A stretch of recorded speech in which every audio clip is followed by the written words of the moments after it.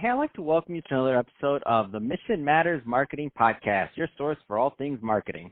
My name is Adam Torres. You can follow me on Instagram at AskAdamTorres. Keep up with my book releases, book tour schedule, signings, all that other good stuff. Always love to connect with you there. And as always, if you'd like to apply to become a co-author of one of my upcoming books, just head on over to the website, missionmatters.com, and click on Become an Author to apply. All right, today I have Mike Goldberg on the line. He's editor-in-chief over at Vantage. Mike, welcome to the show. Hey, thanks for having me. All right, so excited to today's topic. So we're going to get into content strategy. I mean, you do this day in and day out over at Vonage. But before we get into that, let's go a little bit further into your background. So how did you get started in your career? Yeah, so I studied journalism and English in college, and my dream was to be a writer or a reporter. So I got out of college and started writing for some websites back in the dot-com boom, and as the boom happened, the bust happened, and I was out of work. So looking for something to do, I quickly realized that there was a lot of need for good writers in marketing. So I kind of jumped into marketing very early on, and was doing a lot of writing, and I didn't realize that marketing there was so much writing involved in marketing. But as it turns out, telling stories is really what marketing is about. So I was able to take my writing skills and journalistic sensibilities and apply that to marketing. And I've really been doing content for the past 20 years, way before they coined it content Before marketing. It was called content marketing. I was Right. just going to say, you're like, we just called it doing our job back then, huh? Yeah, exactly. That's awesome. So Mike, tell us a little bit more about Vonage and what you're up to there, please. Yeah, so Vantage has been around for 20, 25 years, and they started as a residential phone service. I think maybe a lot of people, or older people like myself, remember those commercials from back in the early 2000s.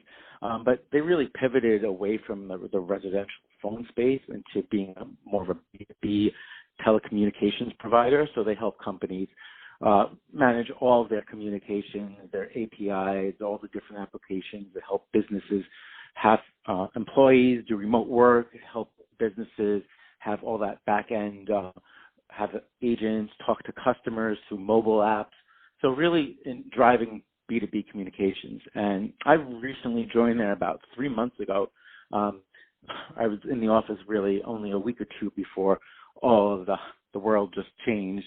But because we are a telecommunications company, switching to remote work has been very easy. But yeah, I've been leading our content team, just putting together like what our mission is for our brand messaging and the kind of stories that we want to tell our customers.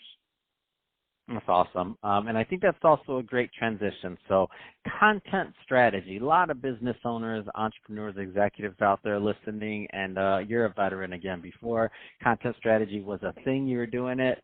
Where do you want to start with this topic? Like, what should business owners and entrepreneurs out there be thinking of when developing their content strategy? Yeah, I think the most important thing that everyone needs to know is what's the goal of your messaging and your storytelling? I mean, all should align to brand. And when you're telling a brand story, you've got to think about the customer first. So, good content really has to be something for your audience, and it can't be about you. I think a lot of people, what I've seen personally through my years is a lot of people believe that content is a sales tool. And while it should ultimately drive prospects to become customers, you can't just start going out and pitching and doing your elevator pitch in a blog or article. So it's really about understanding what your goals are, what your audience's needs are, and really giving them something of value and really creating that story for them and not you. I always like to say it's about telling, not selling. And there's a lot of education that needs to happen from people that just don't understand that because, an engaging story shouldn't be a 5-paragraph product pitch with features and benefits. That doesn't count. So, Mike, I'm glad you said that, by the way, because that's where I wanted to go next. I think a lot of people, for you you're a professional in this business, for you to say to create value, That's like common sense to you, but for somebody that's not in that business, the thought process of creating value through creating content is kind of novel / sometimes the gray area, like they don't know. So even though I laughed at that, I'm like, that doesn't count. Some people don't know that doesn't count. Can you talk a little bit more about what it means to truly create value into your target segment, whatever that segment is? Yeah, so again, it comes back to what I was saying. Like, you have to understand what your prospects and even your customers, when you're trying to upsell, what they need, what are their challenges. Of course, you want everyone to come back and talk to your salesperson, and you want to talk to them one-on-one and hopefully find a deal, a close business. But really, you have to really understand what do they need to help them do their job better. In the long run, you can worry about whether or not they come back to you and call you to sign a contract. But really, you have to give that value is giving them something that makes their job easier. And, I like to think that starts really like that top funnel,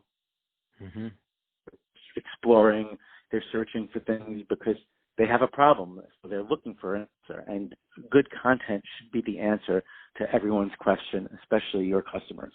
That's how I kind of think about where that value begins.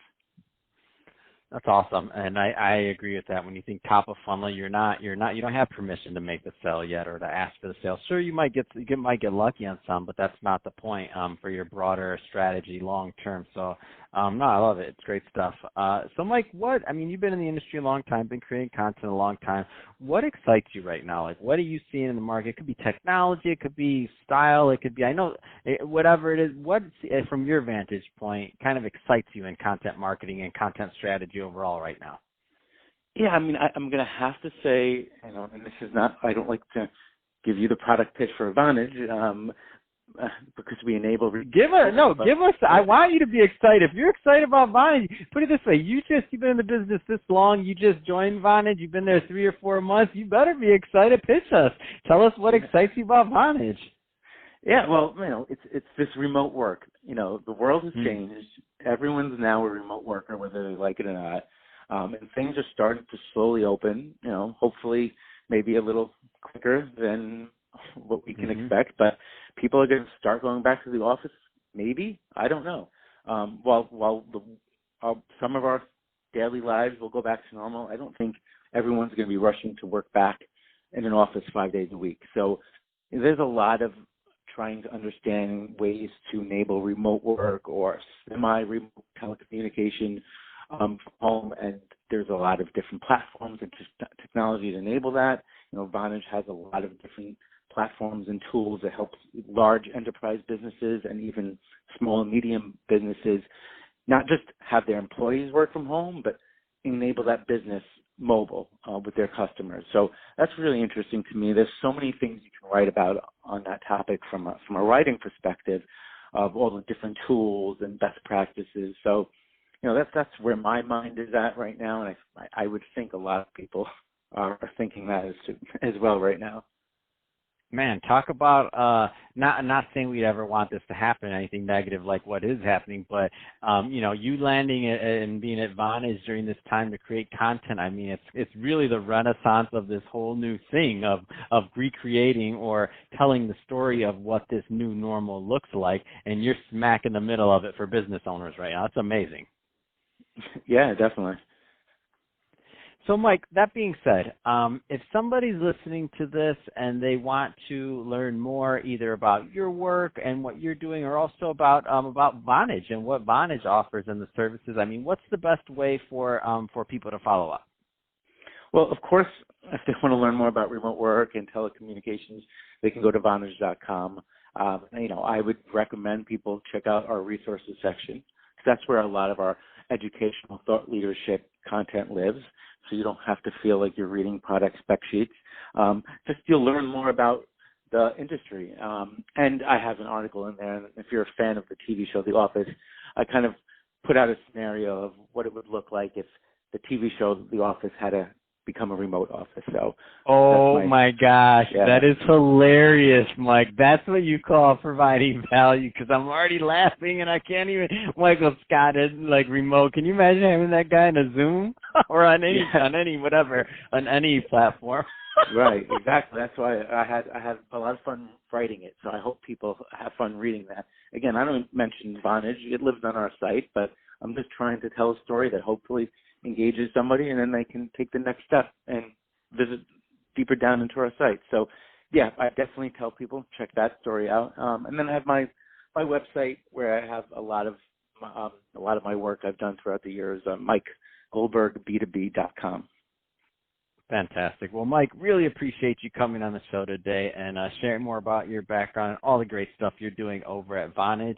And I'm looking forward to reading that article. That's funny. I can't wait. And to the audience, as always, thank you for tuning in. Hope you got a lot of value out of this. If you did, don't forget to subscribe to the podcast, leave me a review on the Apple iTunes Store. And if you're watching this on our YouTube channel, Mission Matters Marketing, definitely give us a subscribe there, but also leave us some comments in the video. Love to know what kind of things and projects you're working on. And Mike, thanks again for coming on the show. Thanks so much.